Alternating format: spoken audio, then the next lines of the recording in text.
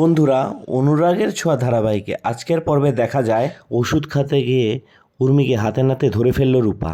সূর্য যখন সব কিছু মনে করার চেষ্টা করছিল, উর্মি তখন সূর্যকে ওষুধটা খেতে বলে।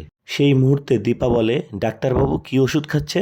জয়, ডাক্তারবাবুর কি হয়েছে? কেন ওষুধ খাওয়াচ্ছ তাকে? জয় বলল, ম্যাম আমার দাদার প্রতিদিন এই মেডিসিনটা খেতে হয়। দীপা বলে, হ্যাঁ আমি সেটাই তো জানতে চাচ্ছি, সূর্যের কি হয়েছে? উর্মি বলল, জয় তো বললই এটা দাদায়ের প্রতিদিনের মেডিসিন, আর এই বিষয়ে আমরা না হয় পরে কথা বলবো। দীপা মনে মনে ভাবতে থাকে, ডাক্তারবাবুর কি হয়েছে যে প্রতিদিন তাকে এই মেডিসিন খেতে হচ্ছে? আমাকে জানতেই হবে। অপরদিকে সূর্য সেই ওষুধটা খেয়ে ফেলে। ওষুধটা খাওয়ার একটু পরেই সূর্য বলে, আমি এখানে কি করছি, কেনই বা এসেছি? আমরা কি এখানে কোনো কাজ করতে এসেছি? সূর্যের মুখে এই কথা শুনে দীপা অবাক হয়ে যায়। রূপা তখন ভাবে, আসলেই তো বাবার কি হয়েছে? বাবা সত্যিই কি আমাকে চিনতে পারছে না? অপরদিকে উর্মি মনে মনে ভাবে, দীপা এবং রূপা সব কিছু বুঝতে পারছে না তো? সন্দেহ করে বিষয়টা যদি ধরে ফেলে তাহলেই তো বুঝে যাবে যে দাদার এই অবস্থার জন্য একমাত্র আমিই দায়ী। না দিদি, আমি কখনোই তোকে আর এই বাড়িতে ফিরে আসতে দিব না।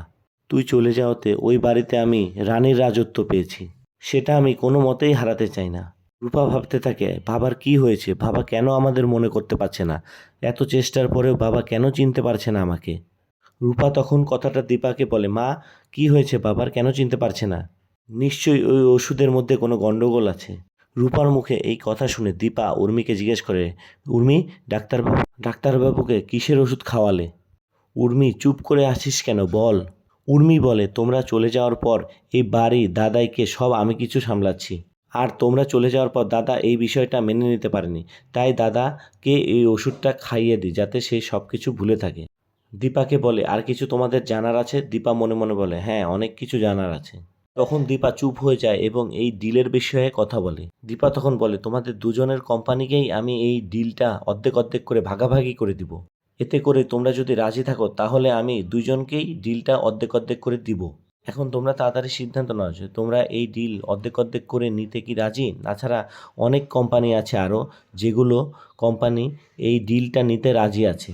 আর দীপা মনে মনে ভাবতে থাকে, এই কয়টা বছরে তোমাদের সাথে কি হয়েছে বা সূর্যের সাথে কি হয়েছে সেটা আমাকে জানতেই হবে। তো বন্ধুরা, দীপা কি পারবে সূর্যকে ওদের হাত থেকে বাঁচাতে? তো অবশ্যই আমাদের সাথে থাকুন।